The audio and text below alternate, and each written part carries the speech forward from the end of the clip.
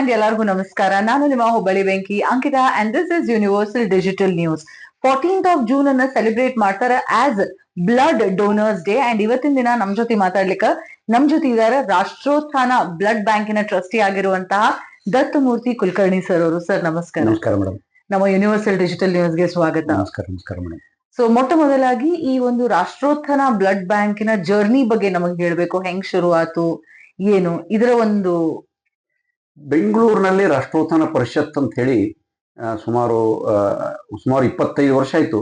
But ಅದರಲ್ಲಿ ರಕ್ತ ಕೇಂದ್ರ ಸ್ಟಾರ್ಟ್ ಆದದ್ದು 1993. ರಾಷ್ಟ್ರೋತ್ಥಾನ ಪರಿಷತ್ ಒಂದು ಸೇವಾ ಸಂಸ್ಥೆ. ಅದರಲ್ಲಿ ಮುದ್ರಣಾಲಯ, ಅನೇಕ ನಮ್ಮ ಏನು ದೇಶಕ್ಕಾಗಿ ಹೋರಾಡಿದಾರ ಅವರ ಒಂದು ಬುಕ್ಸ್ ಗಳನ್ನ ಅಲ್ಲಿ ನಾವು ಪ್ರಿಂಟ್ ಮಾಡ್ತೀವಿ. ಮುದ್ರಣಾಲಯ ಇದೆ, ಯೋಗ ಕೇಂದ್ರ ಇದೆ, ಆಮೇಲೆ ರಕ್ತ ಕೇಂದ್ರ ಇದೆ, ಮತ್ತು ಮತ್ತು ಇನ್ನೊಂದು ಗೋಶಾಲೆ ಇದೆ. ಈ ರೀತಿ ಅನೇಕ ಸೇವಾ ಚಟುವಟಿಕೆಗಳನ್ನ ರಾಷ್ಟ್ರೋತ್ಥಾನ ಪರಿಷತ್ ಮಾಡ್ತಾ ಇದೆ. ಮತ್ತು ಆಸ್ಪತ್ರೆ ಇದೆ. ರೀಸೆಂಟ್ಲಿ 1 ವರ್ಷದಿಂದ ಆಸ್ಪತ್ರೆಯನ್ನು ಪ್ರಾರಂಭ ಮಾಡಿದ್ದಾರೆ. ಹುಬ್ಬಳ್ಳಿಯಲ್ಲಿ 2010ರಲ್ಲಿ ಈ ಒಂದು ರಾಷ್ಟ್ರೋತ್ಥಾನ ರಕ್ತ ಕೇಂದ್ರ ಪ್ರಾರಂಭವಾಗಿದೆ. ಸುಮಾರು 15 ವರ್ಷ ಆಯ್ತು.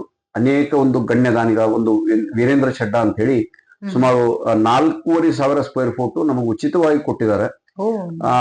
ಆಮೇಲೆ ಅದರ ನಂತರ ಇನ್ಫೋಸಿಸ್ ಫೌಂಡೇಶನ್ ಸುಧಾಮೂರ್ತಿ ಅವರು, ಕರ್ನಾಟಕ ಬ್ಯಾಂಕ್ನವರು, ಅಶೋಕ್ ಲೇಲ್ಯಾಂಡ್, ಇನ್ನೂ ಅನೇಕ ಗಣ್ಯರ ಒಂದು ದಾನಗಳಿಂದ ಇವತ್ತು ರಾಷ್ಟ್ರೋತ್ಥಾನ ರಕ್ತ ಕೇಂದ್ರ ಒಂದು ಉತ್ತರ ಕರ್ನಾಟಕದಲ್ಲಿ ಏನು ಮಾದರಿಯ ರಕ್ತ ಕೇಂದ್ರ ಮತ್ತು ಕರ್ನಾಟಕದಿಂದ ಒಳ್ಳೆಯ ರಕ್ತ ಕೇಂದ್ರ ಅಂತ ಹೇಳಿ ಒಂದು ಪ್ರಶಸ್ತಿನೂ ಸಿಕ್ಕಿದೆ ಮೇಡಮ್.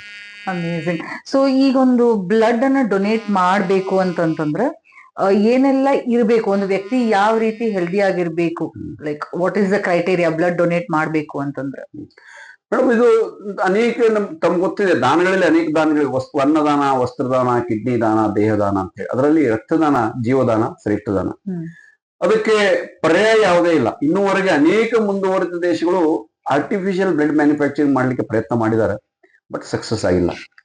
ಅದಕ್ಕೆ 18 ವರ್ಷದ ಮೇಲ್ಪಟ್ಟವರು 65 ವರ್ಷದವರೆಗೆ ಒಂದು ವೇಟ್ ಏನಿದೆ, ಅವರ ವಜನ್ ಏನಿದೆ, ಅದು 45ರ ಮೇಲೆ ಇರಬೇಕು. ಒಂದು ಏನಂದ್ರೆ ಗಂಡು ಮಕ್ಕಳು ಪ್ರತಿಯೊಂದು 3 ತಿಂಗಳಿಗೊಮ್ಮೆ, ಹೆಣ್ಣು ಮಕ್ಕಳು ಪ್ರತಿಯೊಂದು 4 ತಿಂಗಳಿಗೊಮ್ಮೆ ರಕ್ತದಾನ ಮಾಡಬಹುದು. ಆಮೇಲೆ ಹಿಮೋಗ್ಲೋಬಿನ್ ಯಾವ ರೇಂಜ್, ಅದನ್ನ ನಾವು ನಮ್ಮ ಬ್ಲಡ್ ಬ್ಯಾಂಕ್ ಅವಾಗ ಯಾರು ಬ್ಲಡ್ ಕೊಡ್ಲಿಕ್ಕೆ ಬಂದಿರ್ತಾರೆ ಅವಾಗ ನಾವು 12 ಇದು ನೋಡ್ತೀವಿ. Haemoglobin about 12.5. ಮತ್ತೆ BP ಇವನ್ನೆಲ್ಲ ಚೆಕ್ ಮಾಡ್ತೀವಿ.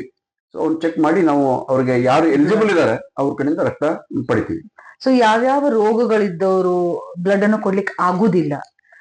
ಎಸ್ಪೆಷಲಿ ಏನು ತಲೆಸೀಮೆ ಪೇಷಂಟ್ಸ್, ತಲೆಸೀಮೆ ಪೇಷಂಟ್ಗಳಿಗೆ ಪ್ರತಿ ತಿಂಗಳ ನಾವು ಬ್ಲಡ್ ಕೊಡ್ಬೇಕಾಗುತ್ತೆ. ಅವ್ರಿಗೆ ಉಚಿತವಾಗಿ ನಾವು ಬ್ಲಡ್ ಕೊಡ್ತಾ ಇದೀವಿ. ಏಡ್ ಪೇಷಂಟ್ ಅವ್ರಿಗೆ ಅವ್ರ ಕಡೆಯಿಂದ ತಗೊಳ್ಳಿಕ್ ಬರುದಿಲ್ಲ. ಅದಾದ್ಮೇಲೆ ಇನ್ಸುಲಿನ್, ಶುಗರ್ ಮೇಲೆ ಇನ್ಸುಲಿನ್ ಇತರ ತೆಗೆದುಕೊಳ್ಳಿಕ್ ಬರುದಿಲ್ಲ. ಆಮೇಲೆ ಏನು ಹೈಪರ್ ಮತ್ತು ಹೈಪೋ ಏನು ಇದು ಇರುತ್ತೆ, ಏನಂತ ಥೈರಾಯ್ಡ್ ಇರುತ್ತೆ, ಅವರು ಕೊಡ್ಲಿಕ್ಕೆ ಬರುದಿಲ್ಲ. ಓಕೆ. ಸೊ ಈಗ ಈ ಒಂದು ಬ್ಲಡ್ ಮತ್ತು ಪ್ಲೇಟ್ಲೆಟ್ಸ್ ಒಳಗೆ ಬಹಳ ಮಂದಿ ಡಿಫ್ರೆನ್ಸ್ ಗೊತ್ತಿರಂಗಿಲ್ಲ. ಸೊ ಈ ಬ್ಲಡ್ ಮತ್ತು ಪ್ಲೇಟ್ಲೆಟ್ಸ್ ಒಳಗೆ ಏನ್ ಡಿಫ್ರೆನ್ಸ್ ಇರ್ತದೆ ಅಂದ್ರೆ ಬ್ಲಡ್ ಡೊನೇಟ್ ಮಾಡೋದು, ಬಟ್ ಯಾವ ರೀತಿ ಇದ್ರೊಳಗೆ ಏನ್ ಡಿಫ್ರೆನ್ಸ್? ಮೇಡಮ್, ಇದರಲ್ಲಿ ಒಂದು ನಾವು ರಕ್ತದಾನ ಶಿಬಿರದಲ್ಲಿ ನಾವು ಹೋದಾಗ ಒಂದು ಬ್ಲಡ್ ನಾವು ಆಕ್ಚುಲಿ ಪ್ರತಿಯೊಬ್ಬ ಮನುಷ್ಯನಲ್ಲಿ ಸುಮಾರು 6 ಲೀಟರ್, ನಮ್ಮ ಕಡೆಗೆ 6ರಿಂದ 6.5 ಲೀಟರ್ ಬ್ಲಡ್ ನಮ್ಮ ದೇಹದಲ್ಲಿ ಇರುತ್ತೆ. ಅದರಲ್ಲಿ ನಾವು 450 ml ನಾವು ಬ್ಲಡ್ ತೆಗೆದುಕೊಂಡು ನಮ್ಮ ಬ್ಲಡ್ ಬ್ಯಾಂಕಿಗೆ ಬಂದು ಅದನ್ನು ಕಾಂಪೌಂಡ್ಸ್ ಅಂತ ಹೇಳ್ತೀವಿ, ಕಾಂಪೌಂಡ್ಸ್ ವಿಂಗಡಣೆ ಅಂತ ಹೇಳ್ತೀವಿ. ಅದನ್ನ ವಿಂಗಡಣೆ ಮಾಡಿ ಪ್ಲಾಸ್ಮಾ, ಪ್ಯಾಕ್ಡ್ ಸೆಲ್ಸ್, ಪ್ಲೇಟ್ಲೆಟ್ಸ್ ಅಂತ ಹೇಳಿ 3 ಸಪರೇಟ್ ಮಾಡ್ತೀವಿ ನಮ್ಮ ಬ್ಲಡ್ ಬ್ಯಾಂಕ್ ನಲ್ಲಿ. ಅಂದ್ರೆ ಒಂದು 450 ml ಕೊಡೋದ್ರಿಂದ 3 ರೋಗಿಗಳಿಗೆ ನಾವು ಪ್ಲಾಸ್ಮಾ, ಬೇರೆಯವರಿಗೆ ಯಾರ ರೋಗಿಗೆ ಪ್ಲಾಸ್ಮಾ ಬೇಕು, ಯಾರಿಗೆ ಪ್ಲೇಟ್ಲೆಟ್ಸ್ ಬೇಕು, ಯಾರಿಗೆ ಪ್ಯಾಕ್ಡ್ ಸೆಲ್ಸ್ ಬೇಕು, ಈ ರೀತಿ 3 ರೋಗಿಗಳು ಕೊಡ್ತೀವಿ. ಒಂದು ಯಾರು ರಕ್ತದಾನ ಮಾಡ್ತಾರೆ ಅವ್ರಿಗೊಂದು ಅನೇಕರಿಗೆ ಭಯ ಇದೆ, ಇನ್ನು ರಕ್ತದಾನ ಮಾಡೋದ್ರಿಂದ ನಾವು ಅಶಕ್ತ ಆಗ್ತೀವಿ ಅಥವಾ ವೀಕ್ ಆಗ್ತೀವಿ ಅಂತ ಹೇಳಿ. ಆಕ್ಚುಲಿ ಅಶಕ್ತ ಆಗುದಿಲ್ಲ, ನಮ್ಮ ದೇಹ ಸದೃಢ ಆಗತ್ತೆ. ಯಾಕಂದ್ರೆ ನಾವು ಪ್ರತಿನಿತ್ಯ ಆಹಾರ ಸೇವನೆ ಮಾಡ್ತೀವಿ. ಅದರಲ್ಲಿ ಗ್ರೌಂಡ್ನಟ್ ಆಯಿಲ್ ಇರ್ಬೋದು, ಸನ್ಫ್ಲವರ್ ಆಯಿಲ್ ಇರ್ಬೋದು, ಅಥವಾ ಇನ್ನೂ ಅನೇಕ ಆಯಿಲ್ಗಳನ್ನ ನಾವು ಯೂಸ್ ಮಾಡ್ತೀವಿ ನಮ್ಮ ಆಹಾರದಲ್ಲಿ. ಅದು ಏನಾಗುತ್ತೆ ಅಂದ್ರೆ ಒಳಗಡೆ ಕೂತ್ಕೊಂಡು ಕೊಬ್ಬು ಅಂಶ, ಫ್ಯಾಟ್ ಕಂಟೆಂಟ್ಸ್ ಅಂತ ಹೇಳ್ತೀವಿ, ಕೊಲೆಸ್ಟ್ರಾಲ್ ಅಂತ ಹೇಳ್ತೀವಿ. ಅದು ಪ್ರತಿಯೊಂದು 3 ತಿಂಗಳಿಗೆ ರಕ್ತದಾನ ಮಾಡೋದ್ರಿಂದ ಕೊಲೆಸ್ಟ್ರಾಲ್, ಕೊಬ್ಬು ಅಂಶ ಹೊರಗಡೆ ಹೋಗುತ್ತೆ. ಸೊ ಹಾರ್ಟ್ ಫೇಲ್ ಮತ್ತು ಹಾರ್ಟ್ ಅಟ್ಯಾಕ್ ಆಗೋದು ಚಾನ್ಸಸ್ ಬಹಳ ಕಡಿಮೆ ಇರುತ್ತೆ. ಇತ್ತೀಚಿನ ಅನೇಕ ವರದಿಗಳ ಪ್ರಕಾರ ಕ್ಯಾನ್ಸರ್ ಬರುವುದಿಲ್ಲ ಅಂತೇಳಿ. ಯಾಕಂದ್ರೆ ಹೊಸ ರಕ್ತ 48 ತಾಸಿನಲ್ಲಿ ಹೊಸ ರಕ್ತ ಉತ್ಪತ್ತಿ ಆಗುತ್ತೆ. ಇನ್ನು ಪ್ಲೇಟ್ಲೆಟ್ಸ್ ನೀವು ಹೇಳಿದ್ರಿ, SDP ಅಂತ ಹೇಳಿ ಸಿಂಗಲ್ ಡೋನರ್ ಪ್ಲೇಟ್ಲೆಟ್ಸ್ ಅಂತ ನಾವು ಹೇಳ್ತಾ ಇದ್ವಿ. Single donor platelets normally dengue, ಈ ಮಳೆಗಾಲದಲ್ಲಿ ಒಂದು ಸೀಸನ್ ಅದು, ಆ ಸೀಸನ್ ನಲ್ಲಿ ಡೆಂಗು ಬಹಳ ಆಗುತ್ತೆ. ಆ ಸಮಯದಲ್ಲಿ platelets normal platelets 1,60,000 and above normally ಪ್ರತಿಯೊಬ್ಬ ಮನುಷ್ಯನೇ ಇರುತ್ತೆ. ಅದರಲ್ಲಿ ಈ ಡೆಂಗು ಆದ್ಮೇಲೆ ಇಮಿಡಿಯೇಟ್ ಅವರು ಡ್ರಾಸ್ಟಿಕ್ಲಿ ಅದು ರಿಡ್ಯೂಸ್ ಆಗಿ ಒಂದ್ ಸುಮಾರು 15,000 20,000 ವರೆಗೆ ಬರುತ್ತೆ. 10,000 to 15,000 ಬಂದಾಗ ಅವಾಗ ನಾರ್ಮಲಿ ಡಾಕ್ಟರ್ಸ್ ಅದನ್ನ ಇದು ಮಾಡೋದಿಲ್ಲ, ಅವರು ಸೀರಿಯಸ್ಲಿ ತಗೊಂಡು ಪ್ಲೇಟ್ಲೆಟ್ಸ್ ತರಬೇಕು ಅಂತ ಹೇಳ್ತಾರೆ. ಯಾಕಂದ್ರೆ ಇಂಟರ್ನಲ್ ಬ್ಲೀಡಿಂಗ್ ಒಮ್ಮೆ ಸ್ಟಾರ್ಟ್ ಆತಂದ್ರೆ ಆಮೇಲೆ ಏನ್ ಮಾಡ್ಲಿಕ್ಕೆ ಬರೋದು. ಅದಕ್ಕೆ ಡೆಂಗು ಸಮಯದಲ್ಲಿ ಪ್ಲೇಟ್ಲೆಟ್ಸ್ ಇಂದ ರಿಕ್ವೈರ್ಮೆಂಟ್ ಇರುತ್ತೆ. ಇನ್ನೊಂದು ಕ್ಯಾನ್ಸರ್ ಪೇಷಂಟ್ಗಳಿಗೆ, ಕ್ಯಾನ್ಸರ್ ಪೇಷಂಟ್ ನಾರ್ಮಲಿ ಏನ್ ಕೆಮೊಥೆರಪಿ ಏನ್ ಕೊಡ್ತಾರೆ ಡಾಕ್ಟರ್ಸ್, ಅದರಿಂದ ಈ ಪ್ಲೇಟ್ಲೆಟ್ಸ್ ಕೌಂಟ್ ಬಹಳ ಕಡಿಮೆ ಆಗುತ್ತೆ, ಹೆಮೋಗ್ಲೋಬಿನ್ ಕಡಿಮೆ ಆಗುತ್ತೆ. ಆ ಸಮಯದಲ್ಲಿ ಹೆಚ್ಚಿಗೆ ಕ್ಯಾನ್ಸರ್ ಪೇಷಂಟ್ಗೂ STP ರಿಕ್ವೈರ್ಮೆಂಟ್ಸ್ ಇರುತ್ತೆ. ಸೊ ಈಗ ಇನ್ನೊಂದು ಮಿತ್ ಅಂತ ನಾವ್ ಏನ್ ಹೇಳ್ತೀವಿ, ಬ್ಲಡ್ ಡೊನೇಟ್ ಮಾಡೋದ್ರ ದಪ್ಪ ಆಗ್ತಾರ ಅಂತ ಹೇಳಿ ಬಹಳ ಮಂದಿ ಒಂದು ಥಾಟ್ ಇರ್ತದ. ನಿಮ್ಗೆ ಇದ್ರ ಬಗ್ಗೆ ಏನ್ ಅನಿಸಿಕೆ? ಮೇಡಮ್ ಆ ಟೈಪ್ ಇಲ್ಲ ಆಕ್ಚುಲಿ. ಈಗ ಎಕ್ಸಾಂಪಲ್ ನಂದು 61 ವರ್ಷ ಆಗಿದೆ. ನಾನು PC ಜಾಬಿನ್ ಕಾಲೇಜ್ ನಲ್ಲಿ ಓದ್ತಾ ಇದ್ದೆ. PUC ಫಸ್ಟ್ ಇಯರ್ ನಿಂದ ನಾನು ಆಕ್ಚುಲಿ NCC ತೆಗೆದುಕೊಂಡಿದ್ದೆ. ಅವತ್ತಿಂದ ನಾನು ಕೊಡ್ತಾ ಇದ್ದೀನಿ ಸುಮಾರು ಅವಾಗಂಕ ಆಮೇಲೆ ನಾನು ಸರ್ವಿಸ್ ನಲ್ಲಿ ಪುಣಾಕಿದ್ದೆ, ಅಲ್ಲಿಯೂ ಸಹಿತ ನಾನು ಕೊಡ್ತಾ ಇದ್ದೆ. ಬಟ್ 1 ವರ್ಷಕ್ಕೊಮ್ಮೆ ಕೊಡ್ತಾ ಇದ್ದೆ. ಅವಾಗ ಯಾವಾಗ ನಾನು 2014 ನಾನು ರಾಷ್ಟ್ರೋತ್ಥಾನ ಜೊತೆಗೆ ಜೋಡಿಸ್ಕೊಂಡೆ, ಅವಾಗಿಂದ ಪ್ರತಿ ಒಂದು 3 ತಿಂಗಳು 4 ತಿಂಗಳು ಒಮ್ಮೆ ರಕ್ತ ಕೊಡ್ತಾ ಇದ್ದೀನಿ. ಈ 79 ಬಾರಿ ನಾನು ಆಲ್ರೆಡಿ ಕೊಟ್ಟಿದ್ದೀನಿ. ಈಗ ನಾಳೆ ನಾನು 14 ಜೂನ್ 80ನೇ ಬಾರಿ ನಾನು ಕೊಡ್ತಾ ಇದ್ದೀನಿ. ನನ್ಗೇನು ಯಾವ್ದನ್ನ ಹಂಗೇನು ಆಗಿಲ್ಲ. ಆಮೇಲೆ ಅನೇಕ ನಮ್ಮ ಫ್ರೆಂಡ್ಸ್ ಸರ್ಕಲ್ ಇದಾರೆ. ಎಕ್ಸಾಂಪಲ್ ನಮ್ಮ ಕಿರಣ್ ಗಡ್ ಅವರು ಇದ್ದಾರೆ, ಅವರು ಕೊಡ್ತಾ ಇದಾರೆ ಸುಮಾರು 55 ಬಾರಿ ಕೊಟ್ರು ಅವರು. ಬಟ್ ಅವ್ರು ಏನ್ ಹಂಗೇನು ಫ್ಯಾಕ್ಟ್ ಇಲ್ಲ, ಅದಕ್ಕೇನು ರೀಸನ್ ಇಲ್ಲ. ಆಲ್ಸೋ ಈಗ ಈ ಒಂದು ಬ್ಲಡ್ ಡೋನರ್ಸ್ ಡೇ ಬರ್ಲಿಕತ್ತದ, ಯಾವ ರೀತಿಯ ಕಾರ್ಯಕ್ರಮಗಳನ್ನ ರಾಷ್ಟ್ರೋತ್ಥಾನ ಕಡೆಯಿಂದ ನೀವು ಸದ್ಯಕ್ಕೆ ಹಮ್ಮಿಕೊಳ್ಳಿಕತ್ತೀರಿ? ಮೇಡಮ್ ನಾವು 2014ರಿಂದ ನಾನು ನೋಡ್ತಾ ಇದ್ದೀನಿ, ಬಹಳ ಜನಕ್ಕೆ ಸಿಟಿ ಇವನ್ ರೂರಲ್ ಅಂಕ ಬಹಳ ಪ್ರಾಬ್ಲಮ್ ಇತ್ತು ಹಳ್ಳಿಯಲ್ಲಿ. ಇವನ್ ಸಿಟಿಯಲ್ಲಿ ಸಹಿತ ರಕ್ತ ಕೊಡೋದಂದ್ರೆ ಏನೋ ಒಂದು ಹೆದರ್ತಿದ್ರು, ಹೆಸಿಟೇಟ್ ಮಾಡ್ತಿದ್ರು ಕೊಡ್ಲಿಕ್ಕೆ. ಬಟ್ ನಾವು ಅನೇಕ ಬಹಳ ಹೈಸ್ಕೂಲ್ ನಲ್ಲಿ ಕಾಲೇಜ್ ನಲ್ಲಿ ನಾವು ಏನು ಮೋಟಿವೇಶನ್ ಮಾಡಿದ್ವಿ. ಅದ್ರ ನಂತರ ಸ್ವಲ್ಪ ಕಡಿಮೆ ಆಗಿದೆ ಸಿಟಿ ಇದರಲ್ಲಿ. ಹಳ್ಳಿಯಲ್ಲಿ ಇನ್ನೂ ಇದೆ. ಹಳ್ಳಿಯಲ್ಲಿ ನಾವು ಕ್ಯಾಂಪ್ಗೆ ಹೋದಾಗ ಏನು ಅಗ್ನಿ ಯುವಕರು ಏನ್ ಹೇಳ್ತಾರೆ, ನಮ್ಮ ಮನೆ ನಮ್ಮ ಅವ್ಗೆ ಹೇಳ್ಬೇಡ, ಯಾಕಂದ್ರೆ ಹೆದರ್ತಾರಂತೇಳಿ. ಇನ್ನೂ ಅಲ್ಲಿ ಸ್ವಲ್ಪ ಇದೆ.